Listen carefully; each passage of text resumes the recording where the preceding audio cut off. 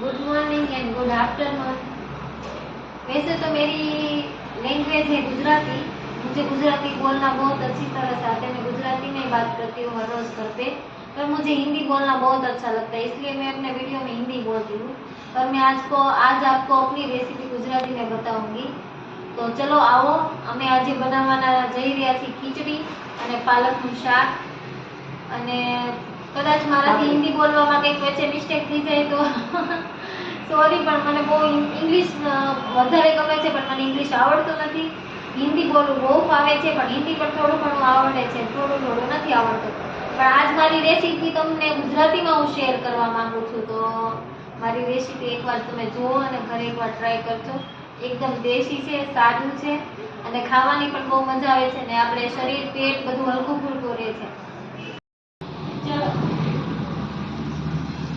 જો અહીંયા મારા મમ્મી એક પટલી પાલક લીધેલી છે અને તેલ મૂકી દીધું છે અને તેલની અંદર જીરું લસણની પેસ્ટ નાખી છે, ગ્રીન લસણ છે અને આ પાલક હવે અંદર એડ કરવાનું છે। અને જો ખીચડીનો સામાન તૈયાર થઈ ગયો છે। એમાં પેલી ફોતરા વગરની મગની દાળ છે ને રાઈસ છે। આ ફોતરા વગરની મગની દાળ છે અને ખીચડીના ભાત છે, જે સ્પેશિયલ ખીચડીયા ચોખા કે તે ખીચડીયા ચોખાની રાઈસ છે। હાલો મેં પાલકની ભાજી બનાવું છું।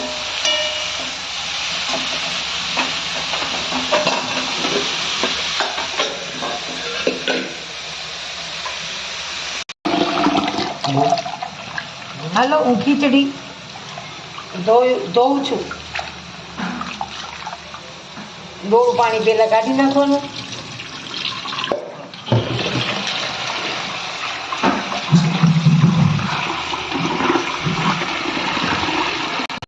મિક્સ કરીને ધોવાઈ રહી છે ને ગાઈસ, અમારો આ પહેલો બ્લોગ છે, તો હું એવી આશા કરું છું કે તમારો ખૂબ સપોર્ટ મળે।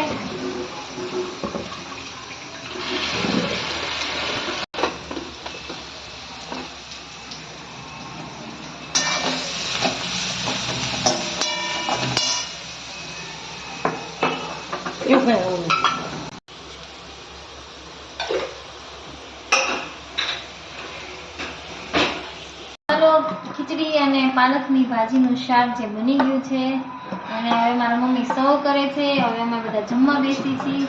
ચાલો આ બાજુ જો આ છે મેથી પાક, જે મારા મમ્મીના બહુ જ પગ દુખતા હતા અને ડૉક્ટરે કીધું હતું કે તમે મેથી પાક જેવી આઈટમ વગેરે ખાઓ, એમાં બધા બહુ ઓસડિયા હોય અને નાખીને ખાઓ એટલે પગના દુખાવામાં બહુ ડિફરન્ટ આવશે। તમે પણ ગાઈસ કોઈના પગ દુખતા હોય તો મેથી પાક ખાજો, બહુ મસ્ત છે, રાગીના લોટનું બનાવેલું છે આ, અને બહુ ખાવામાં ટેસ્ટી છે, પણ થોડું કડવું છે, પણ સારું છે સેહત માટે।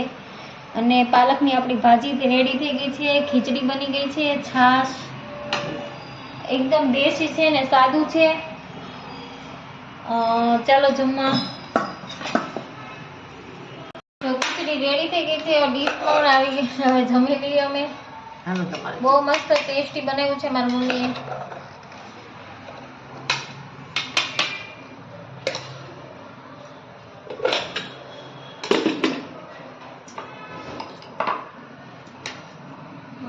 બધા ઘરમાં જમવા બેસી ગયા। જો મારો ભાઈ મીત જમે છે।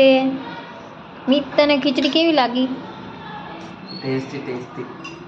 મમ્મી મારા પણ જમવા બેસી ગયા છે। મમ્મીએ જ ખીચડી બનાવી છે અને એ ખૂબ ટેસ્ટી બનાવે છે અને મને મારા મમ્મીની હાથની ખીચડી વધારે પસંદ છે। તો ચાલો બધાને ફરીવાર નેક્સ્ટ વિડીયોમાં મળશું। Bye bye, Tata.